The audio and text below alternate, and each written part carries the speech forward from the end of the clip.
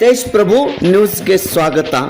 ಗ್ರಾಮಸ್ಥರಿಗೆ ಶುದ್ಧ ಮತ್ತು ಸುರಕ್ಷಿತ ಕುಡಿಯುವ ನೀರನ್ನು ಒದಗಿಸುವ ನಿಟ್ಟಿನಲ್ಲಿ ಭಾರತ ಸರ್ಕಾರವು ರಾಜ್ಯ ಸರ್ಕಾರಗಳ ಸಹಯೋಗದಲ್ಲಿ ಜಲ ಜೀವನ್ ಮಿಷನ್ JJM ಹರ್ ಘರ್ ಜಲ್ ಯೋಜನೆಯನ್ನು ಜಾರಿಗೊಳಿಸಿದೆ. ಈ ಯೋಜನೆಯು ಪ್ರತಿಯೊಂದು ಗ್ರಾಮೀಣ ಮನೆಗೆ ನಿರಂತರವಾಗಿ ಮತ್ತು ದೀರ್ಘಾವಧಿಯ ಆಧಾರದ ಮೇಲೆ ಪ್ರತಿ ವ್ಯಕ್ತಿಗೆ ದಿನಕ್ಕೆ 51 ಲೀಟರ್ಗಳಷ್ಟು ಗುಣಮಟ್ಟದ ಸುರಕ್ಷಿತ ಕುಡಿಯುವ ನೀರನ್ನು ನಲ್ಲಿ ಮೂಲಕ ಪೂರೈಸುವ ಗುರಿಯನ್ನು ಹೊಂದಿದೆ. ಮೂರನೇ ಹಂತದ JJM ಯೋಜನೆಯಡಿಯಲ್ಲಿ ದಿವಂಗತ ಉಮೇಶ್ ಕತ್ತಿ ಇವರು ಕನಸು ನೆನಸು ಮಾಡುವ ಸಲುವಾಗಿ 98 ಲಕ್ಷ ವೆಚ್ಚಗಳ 55,000 ಲೀಟರ್ KL ಕೆಪಾಸಿಟಿ ಹೊಂದುವ 2 ಓವರ್ ಹೆಡ್ ನೀರಿನ ಟ್ಯಾಂಕ್ ನಿರ್ಮಾಣ ಮಾಡಲು ಇಂದು ಮಾಜಿ ಸಂಸದ ಮತ್ತು BDCC ಬ್ಯಾಂಕ್ ಜಿಲ್ಲಾಧ್ಯಕ್ಷ ರಮೇಶಣ್ಣ ವಿ ಕತ್ತಿ ಇವರ ಅಮೃತಾಸ್ತದಿಂದ ಗುದ್ದಲಿ ಪೂಜೆ ಮಾಡುವ ಮೂಲಕ ಚಾಲನೆ ನೀಡಲಾಯಿತು.